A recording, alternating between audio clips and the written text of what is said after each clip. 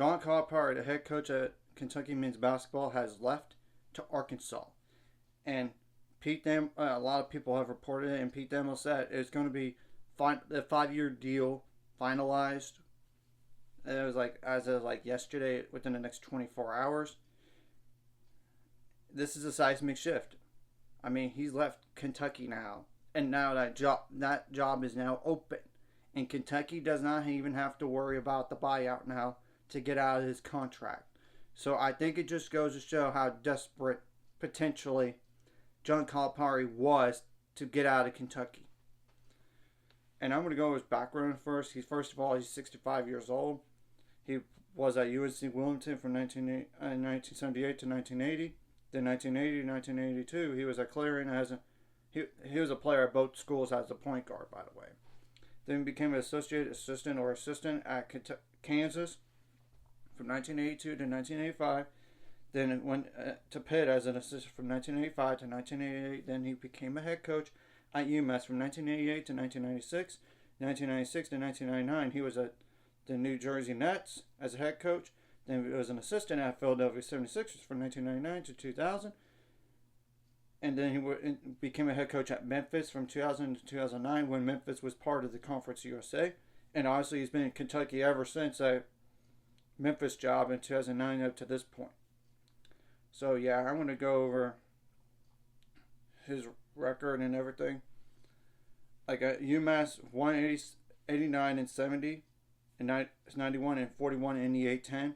And yes, he didn't make the NCAA tournament his first year, but he went to the NIT first round, second year, but then fourth place in 1990 in his third year. But then after that, it's Sweet 16 or better. I mean, Sweet 16, I know technically ran a 32 twice, but he led him to the Sweet 16 three times those remaining years at UMass. I know he went to round 32 back-to-back years, but then he went to Elite 8, then a Final Four.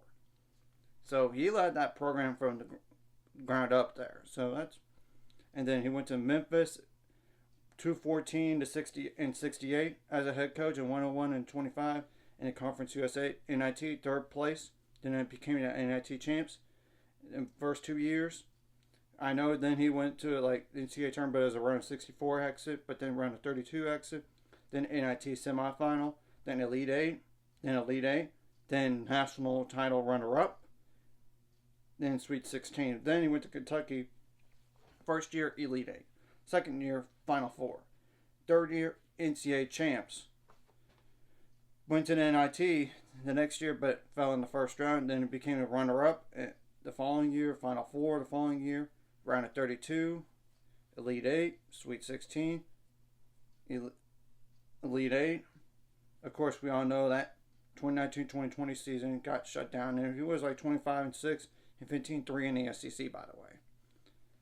And, 2020-2021 was 9-16, 89. That's his worst year at Kentucky, by the way. But then the last few years have been like round of 64, round of 32, round of 64. I know that's not what Kentucky fans wanted, especially when he had success before COVID. I mean, Elite 8s, Sweet 16s, Final Fours, runner-ups, national champs even. But they haven't won a national championship since 2011-2012 team. And he was 410 and 122 at Kentucky and 198 and 65 overall. And this definitely impact. I think this is a good hire from Arkansas side of things. I believe it is. Though you got it, and it's a 5-year deal, so you got to be patient with him to get his players into his system.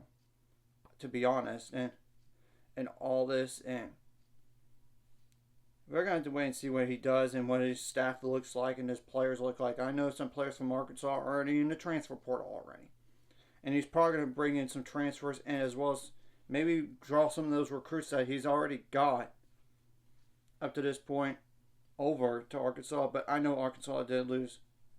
I think they lost some recruits to like no more letter intent, so maybe it could change their minds. But I definitely know in 2024 class, so Kentucky did have 6 freshmen. Like, 2 of them supposedly on 247 did not sign yet, but the other 4 have. So now those players get out of their intents, and I know some players are going to go to the NBA draft for Kentucky, but they could technically enter the transfer portal. I know that DRO did.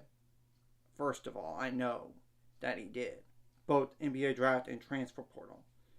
But you get the point. Now players could enter transfer portal within the next 30 days because their head coach is gone. And this does affect the recruiting, of course, for both schools.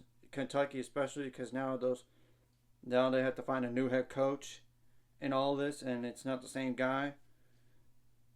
So yeah, we're going to have to wait and see what happens to both these teams here. And who do you think Kentucky's going to hire now? That's the ultimate question. I have no earthly idea, and we're going to have to wait and see what happens. So anyways, if you like this content, hit the like and subscribe button. See you guys later. On the road to 600 subscribers. Of course, ultimate goal. It's 1,000 more. Some money out this. Of course, like a video. Comment video really helps YouTube algorithm so more people see it. Sharing the video does help as well, so more people can watch. And if you're watching and not subscribed, hit subscribe button. It's free, the notification bell as well. And Kentucky does not have to worry about a buyout, because I know the buyout was really high, but it just goes to show that John Calipari wanted out, and I think it's best for both parties anyway to split, and now they could start fresh with someone else or a different school.